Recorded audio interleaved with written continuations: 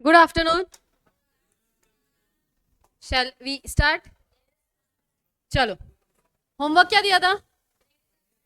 पढ़ने बोला था रैटिफिकेशन वाला. पढ़ा? समझा? हाँ,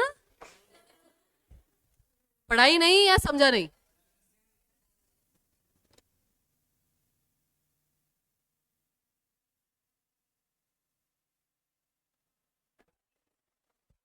पढ़ाई नहीं या समझा नहीं? समझा नहीं? तुमने क्या पढ़ा वो तो मुझे बहुत अच्छे से पता है. एक जन गायब था तो सब गायब थे नहीं? सब क्यों गायब थे? दिया मैंने 3 बार बोला भी. तू लेक्चर देख पता चलेगा. तो बोला ना मैंने कब मना किया. देख लेना कल का लेक्चर, पता चल जाएगा. आधा क्या, स्टार्टिंग में ही गायब हो गया था तू. आधा. और बाकी लोग? वो नहीं तो बाकी कोई भी नहीं, ऐसा ये नहीं वो नहीं है तो हम भी नहीं. फिर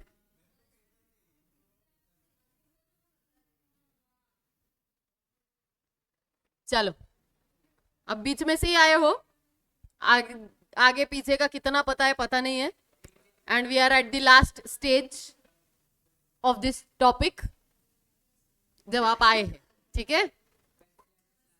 हाँ, अभी तो पता नहीं. अभी जिस तरीके से लेक्चर हो रहा है, hardly half an hour we have. So let's see tomorrow. Mostly I will try कि कल मैं थोड़ा सा 9 बजे वाला सर से बात करूं कि 9 बजे वाला मैं लेती हूँ एक दिन. 11 बजे मेरा लेक्चर चालू हो जाता है. तो पहला मुझे लेना पड़ेगा, फिर प्ले करने बोलना पड़ेगा. हाँ, तो फिर वो वैसा करना पड़ेगा कल. कुछ देखते.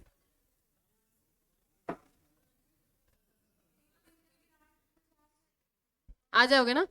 ठीक है, सर से बात करती हूँ कल. Let's see. लास्ट लास्ट में डेडिकेशन आ रहा है नहीं? अब दिसंबर. ओ, 1 दिसंबर. ग्रेट. चलो. क्या लिखा था, पढ़ा क्या तुम लोगों ने ये? तुमको जो होमवर्क में दिया था उसमें ये बोला था कि ये जो रैटिफिकेशन वाले पॉइंट्स है वो पढ़ना है, राइट? पहली बात तो रैटिफिकेशन का अर्थ क्या सिखाया था? Subsequent approval. तो ये जो सब्सिक्वेंट अप्रूवल है ये कैसे जा सकता है? या तो एक्सप्रेसली या तो इम्प्लाइडली, है ना? Before I go ahead with this, but मुझे एक बात बताओ. किताबें बंद. किताबें बंद. चलो. पहला, सेक्शन 182 किसके बारे में था? Test of agency. एजेंट कौन है, प्रिंसिपल कौन है? सेक्शन 184, 183. प्रिंसिपल कौन बनेगा? एंड 184, एजेंट कौन बनेगा? 185, consideration is not necessary. Wonderful. 186, उतना ही वो तो ऐसे याद हो चुका है. पुढचं सांगा. 186, क्रिएशन ऑफ एजेंसी या तो एक्सप्रेसली या तो इम्प्लाइडली. इम्प्लाइडली के वेस किधर है? अय अय हीरो काय. 187 कब चालू हुआ? उसके लिए रोज लेक्चर देखने पड़ते, फिर पता चलता है कब चालू हुआ. स्टार्ट भी हुआ और अभी खत्म भी होने वाला है. कल 3.5 घंटे का लेक्चर था. हो ही नहीं सकता.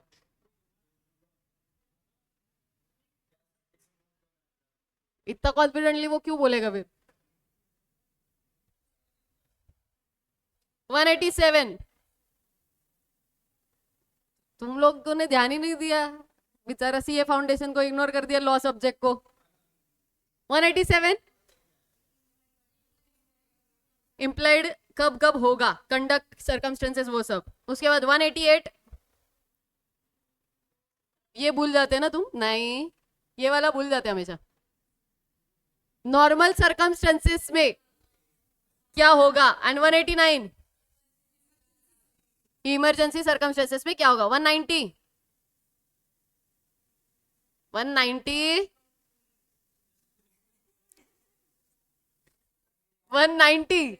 याद नहीं आ रहे तो देखो। हाँ, delegate, delegator cannot, delegatee cannot delegate further. 191, 191 sub agent, 192 and 193 sub agent properly appointed, not properly appointed. 194 substituted agent. 195 substituted agent को जब अपॉइंट किया जाएगा बाय एजेंट, उस टाइम पे एजेंट ने सारा ड्यू डिलीजेंस वगैरह करना है। शिपिंग वाला एग्जांपल दिया था, याद है? हाँ, उसके बाद 195 होने के बाद अपन ने छोड़ दिए थे, उसके बाद क्या? We directly jump on 211। 211 क्या था? रीजनेबल केयर, रीजनेबल केयर नहीं, इंस्ट्रक्शंस। 212 इज रीजनेबल केयर लेना है। 213 प्रॉपर अकाउंट्स जाने चाहिए। 214, 215 मेन था, ओन अकाउंट में not to deal in his own account.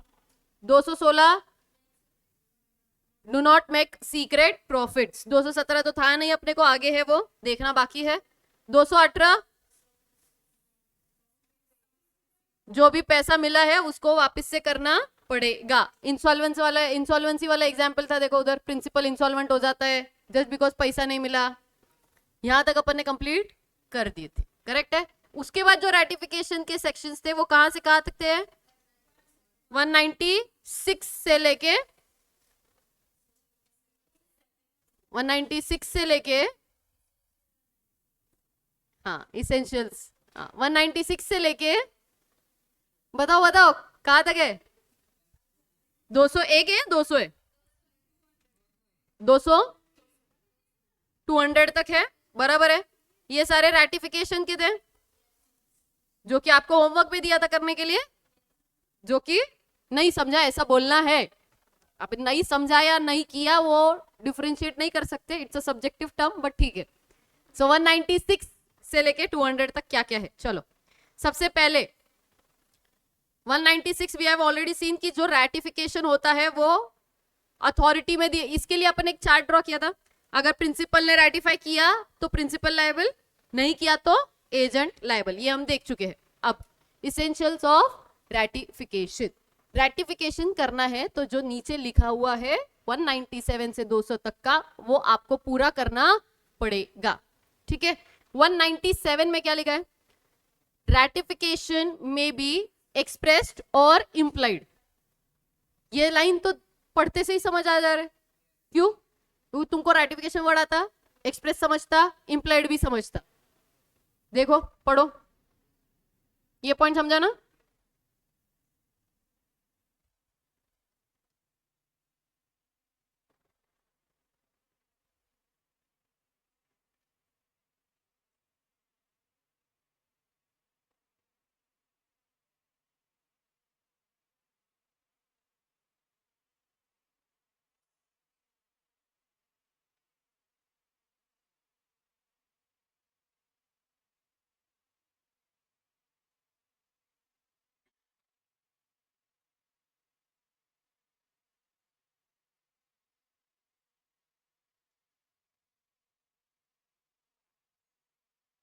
पढ़ लिया? या तो एक्सप्रेस होगा या तो इम्प्लाइड होगा। उसके बाद रैटिफिकेशन जो है वो या तो एक्सप्रेस होगा या तो इम्प्लाइड होगा। 198 क्या बात कर रहे हैं? Knowledge requisite for valid ratification. Again इसमें भी सब कुछ लिखा है, रिक्विजिट नॉलेज, रिक्विजिट मतलब जितना रिक्वायर्ड नॉलेज होना चाहिए मटेरियल फैक्ट्स के बारे में। एज अ प्रिंसिपल जब मैं कोई चीज को अप्रूव सब्सिक्वेंटली कर रही हूँ, मतलब तुम बियॉन्ड अथॉरिटी गए, तुम बियॉन्ड अथॉरिटी जाने के बाद मैं उसको विद इन अथॉरिटी लेकर आ रही हूँ, तो मुझे सारे फैक्ट्स पता होने चाहिए ना, जो तुमने बियॉन्ड अथॉरिटी किया उसमें क्या क्या किया गलत, बराबर है। जैसे तुमने कोई कुछ कांड करके तुम बाहर से आ रहे हो, है ना, अज्यूम करते कि लड़ाई झगड़ा की है, ठीक है। अभी तुमने घर आके तुमको पूरा मम्मी ने देख लिया, पूरे कपड़े खराब है, सर्वर फोड़ा हुआ है, तुम आए और मम्मी को बता दिया कि मम्मी ऐसा ऐसा बाहर उसने कुछ तो मेरी पिटाई करी, ये दोस्त था, ऐसा हुआ वैसा हुआ, लेकिन तुमने उसको धोया वो नहीं बताया, बस उसने तुमको धोया वो बताया तुमने घर पे आके, तो ये रिक्विजिट नॉलेज बताया क्या? तो ये मटेरियल फैक्ट को छुपाया। तुमने जो किया वो भी बताना जरूरी है, तो प्रिंसिपल जब भी कोई चीज को रेटिफाई करेगा तो उसको हर एक चीज जो उसके रेटिफिकेशन को अफेक्ट करेगी वो सारी चीजें मटेरियली बताना जरूरी है. सिंपल. पढ़ो. No valid ratification can be made by a person. इधर बाय अ पर्सन मतलब कौन है? बाय अ पर्सन नहीं. वापिस पढ़ो. एजेंट है अपन, बेलमेंट में नहीं है बेली बोलने के लिए रजा. अभी अपने पार्टी चेंज हो चुके हैं. अभी अपन प्रिंसिपल और एजेंट में है. हाँ. No valid ratification can be made by a person whose knowledge of the fact of the case is materially defective. वापिस से पढ़ो.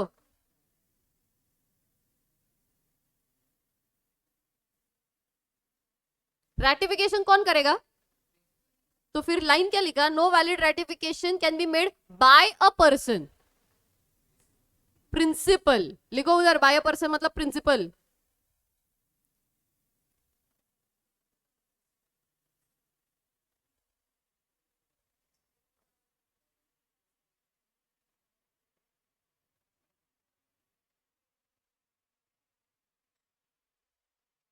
whose knowledge of the fact of the case is materially defective. अगर वो principal का knowledge ही materially defective है, उसको पता ही नहीं पूरा, तो क्या रेटिफाई करेगा? चलेगा नहीं. एग्जाम्पल पढ़ो.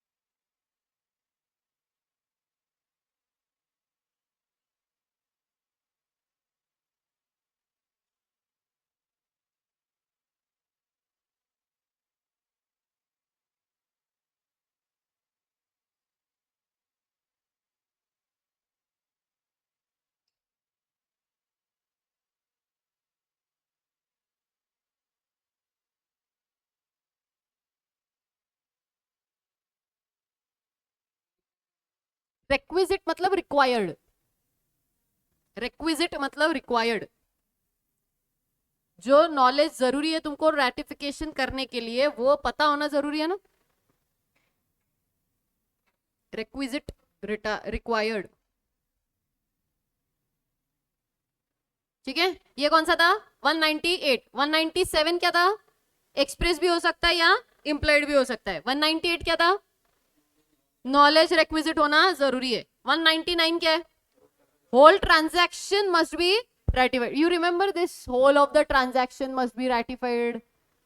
Whole of the transaction must be performed. सुना सुना लग रहा होगा कहीं तो. कहाँ सुना सुना है? हाँ. सोगा. सोगा में कहा?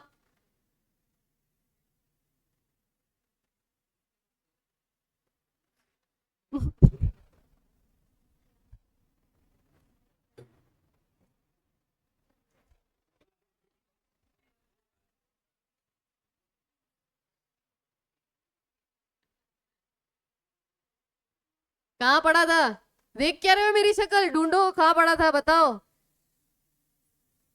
Ratification. Whole of the transaction must be ratified और whole of the transaction must be performed. एक भी ढूंढ के दिखाओ. ये दो तीन जगह पे पढ़ा है अपन ने. एक ही जगह ढूंढ के दिखाओ बस एटलीस्ट.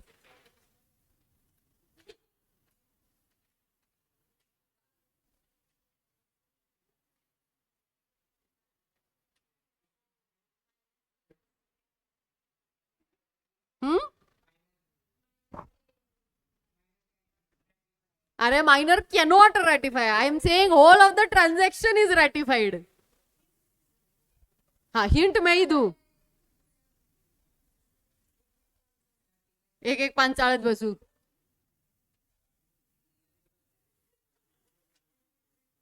पहला पॉइंट. नो रेटिफिकेशन लिखा है उसमें. Unit number 4, Indian contract act. ये वाले पेज पे सबसे ऊपर वाला पहला पॉइंट, 4th पॉइंट। अरे मतलब तुम्हारे साइड से लेफ्ट वाला, हाँ राइट वाला पेज, स्टार्टिंग में ही है, स्टार्टिंग का ही दूसरा पेज, ऊपर top of the page, 4th unit.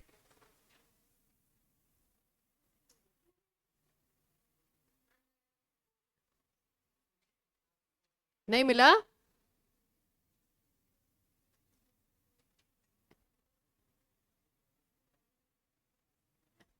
अच्छा उस पेज पे स्टार्ट हो रहेगा, नेक्स्ट पेज पे जा, 4th यूनिट है ये।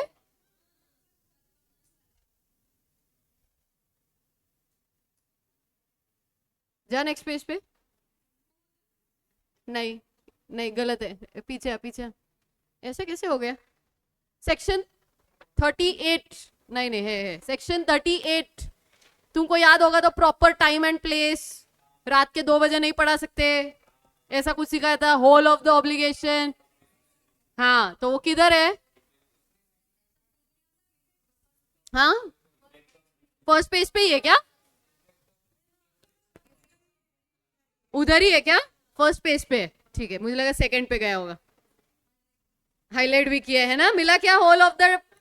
Whole of the obligation must be perform, highlight भी किया है ना। हाँ इंपॉर्टेंट था, याद आया क्या?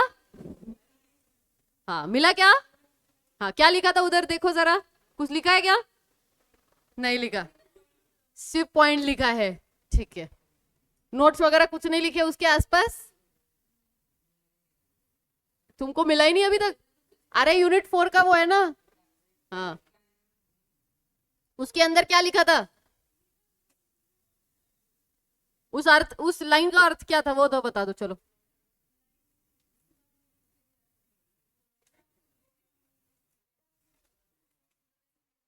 हाँ बट उस पे कुछ तो और ऐसे कैसे एक्सप्लेनेशन कुछ तो दिया होगा, एक्सप्लेनेशन कुछ तो दिया होगा, तो लिख के नहीं, समझाने के लिए। मेमोरी हमारी इतनी अच्छी होती तो मैम क्या ही बात होती, नहीं? चलो सुनो, अब वही वही वाला बट क्या, चलो सुनो, whole of the obligation must be perform का अर्थ ये है कि चलो मान लो, सुनो, अटेम्प्ट नहीं, परफॉर्म ही होल होना चाहिए या एक्सेप्टेंस होल का होना चाहिए, ये वर्ड राइट है। मतलब ये कि चलो मान लो, तुमको याद होगा तो मैंने क्या एग्जांपल दिया था वो बताती हूँ। इन्हीं इन्हीं स्टूडेंट्स का एग्जांपल था, मैंने कहा था कि 10 लोग एडमिशन लेने के लिए आए, 10 लोगों ने मिलकर 1 लाख का चेक दिया है, उनमें से जो 5 बच्चे हैं ते थोडे आगाऊ होते आणि राहिलेले 5 कि मुझे पता था कि अच्छे बच्चे हैं, बराबर है। तो क्या मैं ऐसा कर सकती हूँ बोलकर कि 1 लाख का चेक आने के बाद क्या मैं ऐसा बोल सकती हूँ कि नहीं मैं इन्हीं 5 लोगों को एडमिशन दूंगी, इन 5 बच्चों को एडमिशन नहीं दूंगी? नहीं, क्यों? क्योंकि वो पूरा 1 लाख का एक ही चेक था, ऐसा कुछ एग्जाम्पल दिया था, याद है क्या? याद है? शक्ल पे लिखा है, याद नहीं है? एग्जाम्पल याद है? हाँ तो तभी तुमको समझाया था whole of the obligation must be perform का अर्थ ये है कि तुम ऐसा पार्ट पार्ट में उस चीज को डिवाइड नहीं कर सकते। तो जब भी रैटिफिकेशन भी होगा तो मुझे होल ऑफ द ऑब्लिगेशन का रैटिफिकेशन करना पड़ेगा, ऐसा नहीं कि जो अच्छी चीज है उसका रैटिफिकेशन कर दो एज अ प्रिंसिपल, जो खराब चीज है उसको रिजेक्ट मारो। समझ आया? क्लियर? देखो क्या लिखा है, the transaction must be, there can be a ratification of the act in entirety and its rejection in entirety। मतलब क्या है entirely? बेसिकली अर्थ क्या है, या तो पूरा का पूरा एक्सेप्ट करो या तो पूरा का पूरा रिजेक्ट करो। The principal can not ratify a part of a transaction which is beneficial to him and reject the rest. लिखा है? क्या हुआ जॉन? है ना, लिखा है, ठीक है? क्लियर? आगे बढ़े, next, ratification cannot injure third party. अर्थ समझो, थर्ड पार्टी के इंटरेस्ट को अफेक्ट नहीं होना चाहिए कि मैंने कोई एक्ट को, मेरे एजेंट के कोई एक्ट को मैंने रेटिफाई किया जिसकी वजह से थर्ड पार्टी को नुकसान हो रहा है। मैंने ऐसा कोई एक्ट रेटिफाई किया जिसकी वजह से थर्ड पार्टी को नुकसान हो रहा है, तो ऐसा रेटिफिकेशन वैलिड माना जाएगा क्या? नहीं। तो क्या लिखा है? When the interest of the third party is affected, the principle of ratification does not apply. Example से समझाऊंगी, 2 minute. Ratification cannot relate back to the date of contract if the third party has intervening time acquired rights. वापिस ये line पढ़ो जरा, second वाला।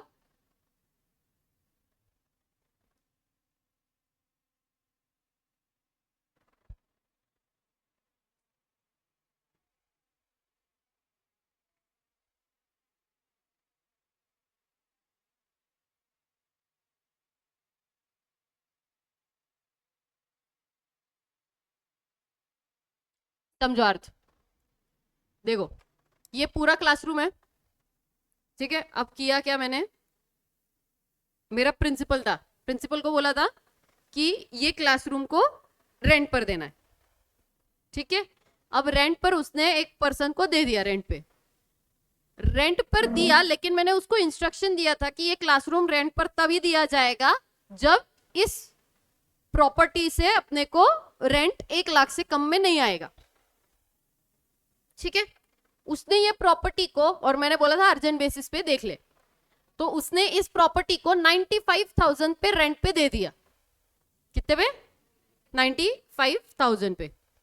अब हुआ ये कि मुझे, वो तो मेरे एजेंट ने कर दिया, अब मुझे और एक बंदा मिला जो इसी प्रॉपर्टी के लिए मुझे रेंट देने के लिए रेडी है 1,05,000 का, ठीक है। अब ये जो एक्ट है, जब 95,000 वाला आया था मेरे सामने, तो मैंने एक्सेप्ट कर दिया। मैंने बोला यार जान दे, रेटिफिकेशन कर दिया उसका, कि भले ही मैंने उसको इंस्ट्रक्शन दिया था कि 1 लाख तक का रुक जाना, उसके पहले मत देना, लेकिन बिकॉज मुझे अर्जेंसी था तो मैंने रेटिफाई कर दिया। और बाद में जाके मुझे कोई और बंदा मिला जो 1,05,000 रुपए देने के लिए रेडी था, तो क्या मैं ये जो रेटिफाई किया हुआ एक्ट है उसको बोल सकती हूँ कि नहीं नहीं रेटिफिकेशन नहीं करूंगी? क्यों? फिर वो ये वाला जो, क्यों? जस्ट बिकॉज मुझे 1,05,000 मिल रहा है इसलिए मैं इसको अगर रिजेक्ट करती हूँ तो ये वाला जो बंदा था इसका नुकसान होगा ना, थर्ड पार्टी को इंजरी होगा। तो क्या ये ऐसी चीजें करना सही है? नहीं। तो आपको समझना है, जब भी आप रेटिफिकेशन करते हो, क्योंकि मैंने रेटिफाई क्यों किया, ये बोलकर कि वो एजेंट का जो एक्ट है वो अथॉरिटी के बियॉन्ड है, अथॉरिटी के बियॉन्ड ही था, लेकिन मैं उसको रेटिफाई अब क्या कर रही हूँ, मैंने रेटिफाई किए हुए एक्ट को और रेटिफाई कर रही हूँ, it is as good as that ना। मैंने पहले हाँ बोला, अब मैं ना बोल रही हूँ, चलेगा ऐसा? नहीं। तो वो बोल रहे कि इंटरेस्ट ऑफ द पार्टीज को अफेक्ट नहीं होना चाहिए। Ratification can not relate back to the date of contract. Ratification उस दिन को रिलेट नहीं कर पाएगा अगर थर्ड पार्टी को जो हक मिला था, ये जो प्रॉपर्टी का जो हक मिला था at the time of acquiring this right, अगर वो हक मिला था उस टाइम पे थर्ड पार्टी को अगर कुछ भी इंजरी होता है मेरे रेटिफिकेशन से, तो वो रेटिफिकेशन मैं नहीं कर सकती। समझ आया? पक्का? एग्जाम्पल देखो,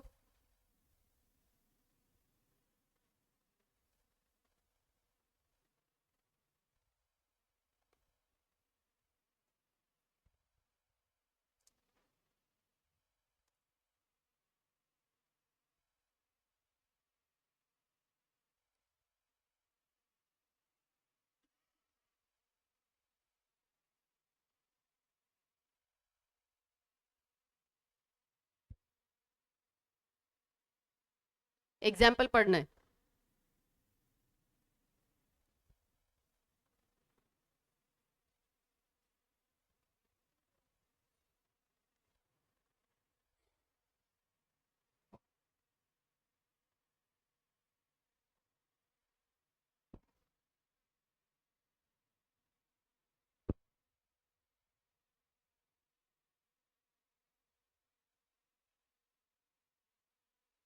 क्या समझा?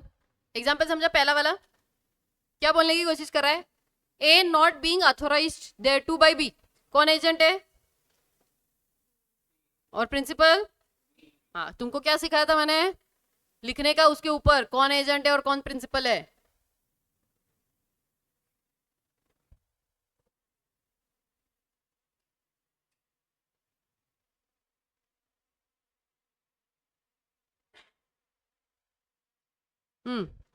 Demands on behalf of B, demands on behalf of B मतलब किसके बिहाफ पे, प्रिंसिपल के बिहाफ पे।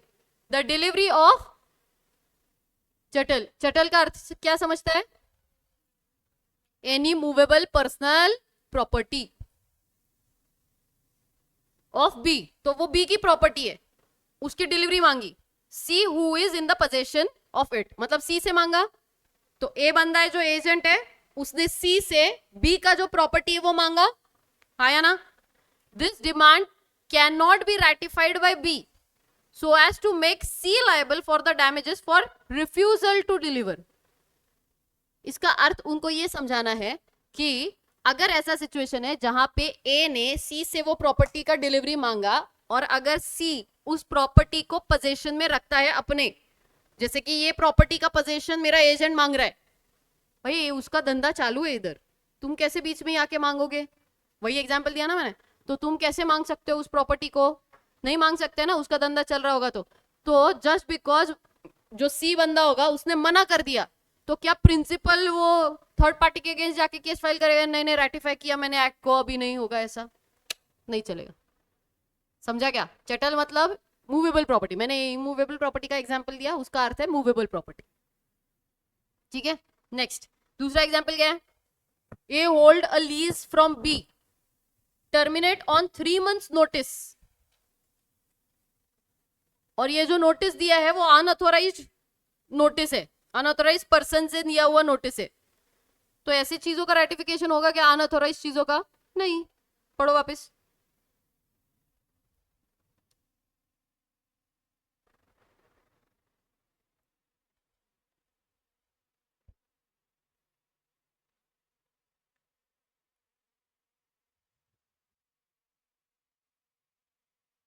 Done. Next, ratification must be done in reasonable time, 10 साल के बाद मत आओ रेटिफाई करने के लिए। कम्युनिकेशन ऑफ रेटिफिकेशन, कम्युनिकेट करना जरूरी है, जो अगर तुमने कोई भी एक्ट को रेटिफाई किया तो जो जो पार्टी इन्वॉल्व है सबको, and act to be ratified must be valid, illegal act को रेटिफाई नहीं कर सकते, खत्म। क्या था ना समझने वाला, थोड़ा बहुत ये था पॉइंट थर्ड पार्टी वाला, बाकी कुछ नहीं था ऐसा,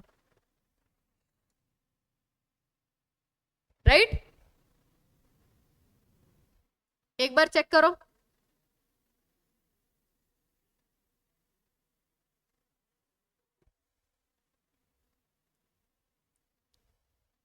दर्द देख के आना एजेंसी के लेक्चर, ताकि लिंक लगे थोड़ा, है ना। चलो डन है क्या, अब क्या बचा अपना, अब इतना ज्यादा टाइम तो बचा नहीं है मेरे पास आज, कल करेंगे। लेकिन एक मिनट, मेरा एक कॉन्सेप्ट हो जाएगा जो छोटा है, जिसका किसी कॉन्सेप्ट से संबंध नहीं है और बहुत अच्छा कॉन्सेप्ट है। I really like this concept. Section number 230, आ जाओ पेज 95 पे, पेज 95 पे आओ, आए क्या, हाँ क्या लिखा है,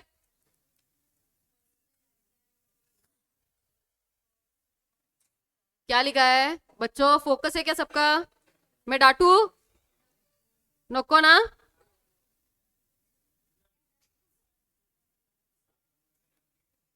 हाँ क्या बोल रहे सार्थक,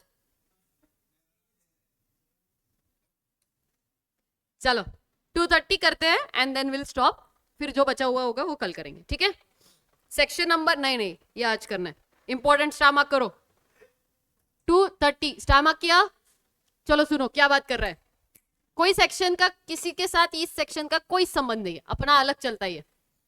agent can not personally enforce nor be bound by contract on behalf of principal. क्या लिखा है, एजेंट क्या पर्सनली कभी भी लायबल होता है क्या, थर्ड पार्टी को पर्सनली लायबल होता है क्या, जो कि कॉन्ट्रैक्ट वो प्रिंसिपल के बिहाफ पे करता है, कभी नहीं, ये बेसिक रूल है। In the absence of the contract to that effect, an agent cannot personally enforce the contracts entered into by him on behalf of principal, nor he is personally bound by them. ना वो खुद personally bound है, ना उसका जो भी on behalf of principal जो भी उसने काम किया है, ना उसका कोई कॉन्ट्रैक्ट उस पे बाउंड है. मतलब ना वो पर्सनली किसी को ऑब्लाइज करता है, ना कोई और उसको ऑब्लाइज कर सकता है.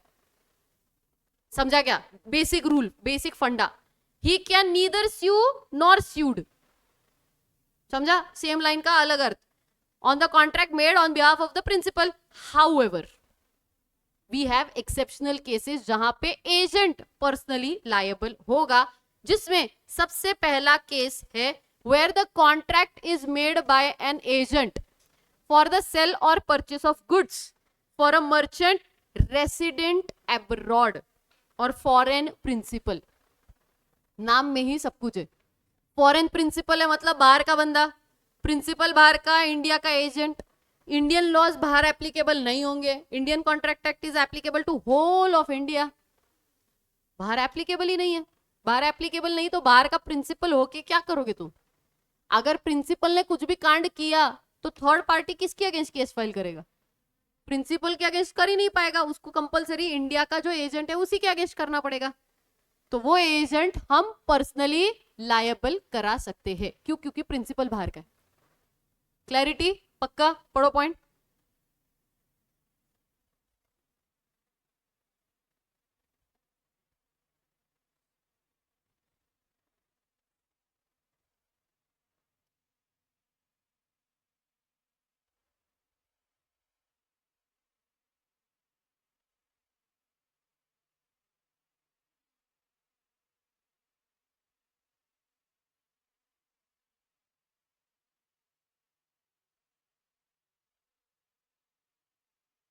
समझा? Second, where the agent does not disclose the name of the principal or undisclosed principal. Principal कौन है वो थर्ड पार्टी को पता ही नहीं है, तो किसके अगेंस्ट केस करेगा? एजेंट के अगेंस्ट ही करेगा. Logical. When the agent does not disclose the name of the principal, then there arise a presumption. Presumption is what? Assumption that he himself is what? He himself मतलब agent himself undertake to be personally liable. Second point clear? पहला क्या था? Foreign principal. दूसरा unnamed principal. तीसरा non existence और incompetent principal. Non existent principal मतलब मोहनदास करमचंद गांधी के नाम से मैं एजेंट बनकर कोई काम करूं, या सुशांत सिंह राजपूत के नाम से मैं कोई काम करूं, तो ऐसे ऐसे चलेगा क्या? अननेम्ड मतलब वो ऐसे प्रिंसिपल है जो एग्जिस्ट ही नहीं करते, उसमें एजेंसी नहीं है, तुम फिर भी एजेंट बनकर दिखा रहे हो उनका, तो कैसे चलेगा? या मैं किसी माइनर की एजेंट बनकर जाऊं, तो माइनर को तो वैसे ही लायबिलिटी नहीं जाती. माइनर एक्चुअल में प्रिंसिपल वैसे ही बन नहीं सकता, लेकिन माइनर है ना, माइनर है तो कॉन्ट्रैक्ट वो करेगा, उसकी इच्छा. तुम डिसाइड करो तुमको माइनर का एजेंट बनना है या नहीं बनना है, क्योंकि एट द एंड माइनर ने कुछ कांड किया तो कौन लायबल? एजेंट ही लायबल होगा जो मेजर होगा. हाँ, प्रिंसिपल भी माइनर, एजेंट भी माइनर, फिर थर्ड पार्टी बेवकूफ कि तेरे को अकल नहीं थी कि तू माइनर के साथ डील कर रहा. समझा क्या? क्लियर? चलो पढ़ो एग्जाम्पल के साथ. चलो पढ़ो पढ़ो पढ़ो. काय झालं? अपने एग्जाम्पल क्रिएट कर रहे तुम, मुझे भी बता देना. अच्छा है, बताओ बताओ.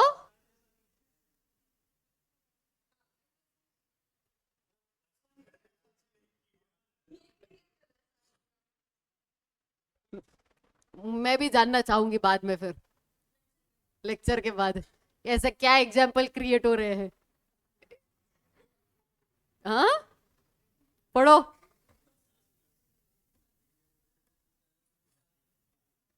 चलो पढ़ो. ये पढ़ा क्या? फटाक से पढ़ो ना बच्चों. पढ़ा क्या?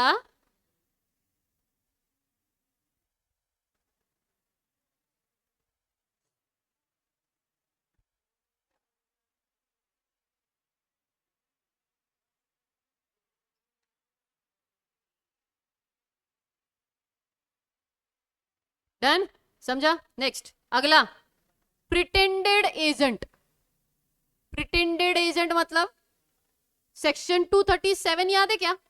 इम्प्लाइड एजेंसी के वेज, उसमें पहला था एजेंसी बाय एस्ट्रोपल, जहां पे तुमने अपने आप को रिप्रेजेंट किया था in front of the third party as if you are the agent of that principal. It is as good as वो होल्डिंग आउट वाला partner, if you guys remember. Same concept over here. Pretended agent का अर्थ क्या है?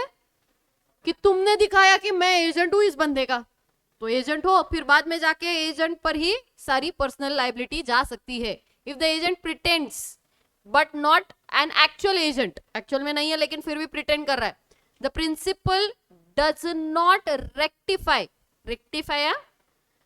And rectify the act but disown it. Disown it का अर्थ क्या है? रिजेक्ट।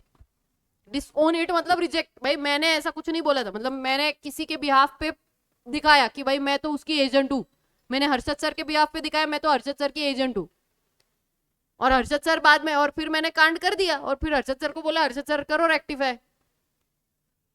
हर्षद सर ने बोला मेरी कोई जिम्मेदारी नहीं भाई, तू तेरा देख ले। फिर कौन लायबल? मैं। समझ आया? क्लियर? पढ़ो।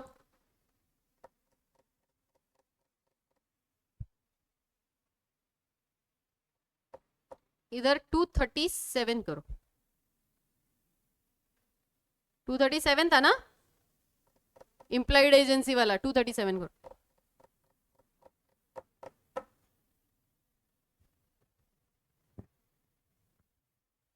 एंड आखिरी, when the agent exceeds the authority. ये तो सिंपल है, ये तो आता सबको, हाँ या ना? एक बार सारे पॉइंटर्स पढ़ो, इसका समरी आपको लिखना है। सारे पॉइंटर्स पढ़ो।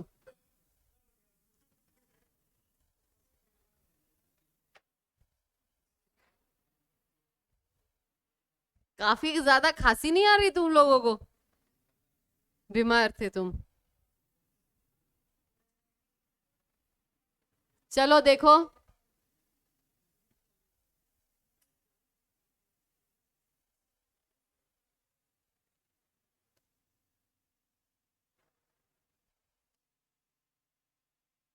याद करो सारे पॉइंटर्स क्विक। कितने पॉइंट है? 5। कौन कौन है? एक फॉरेन प्रिंसिपल, दूसरा अननेम्ड जिसका डिस्क्लोज नहीं किया नाम, तीसरा नॉन एग्जिस्टेंस या नॉन कॉम्पिटेंट, चौथा प्रिटेंडेड एजेंट, और लास्ट जो एक्सीड करेगा अपनी अथॉरिटी को, तो हम प्रिंसिपल की जगह पे एजेंट को पर्सनली लायबल करेंगे। क्लियर है? 100%। सेक्शन नंबर 230 एग्जाम में पूछते हैं, ध्यान रखना, इंपॉर्टेंट क्वेश्चन। ठीक है, ऑल राइट देन। और तो कोई सेक्शन ऐसा छोटा, सारे कनेक्टेड है।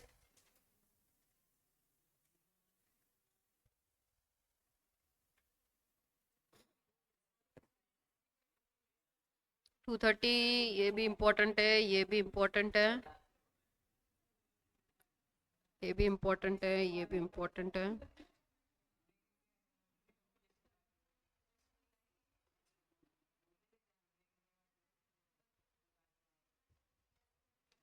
कितना पार्ट बचा है अपना? बस ये बीच वाला बचा है ना, ये बीच वाला और एंड वाला बाकी है। ठीक है, सुनो चलो, आज का होमवर्क पेज 92, ज्यादा नहीं दूंगी, पेज 92 पे आओ। ये सामने दिख रहा है 217 और 219, बस उतना ही पढ़ गया, उससे ज्यादा नहीं। वैसे तुमको अगला भी आता है बट जान दो, ठीक है। 217 और 219 पढ़ के आना है होमवर्क में, ठीक है? क्लियर?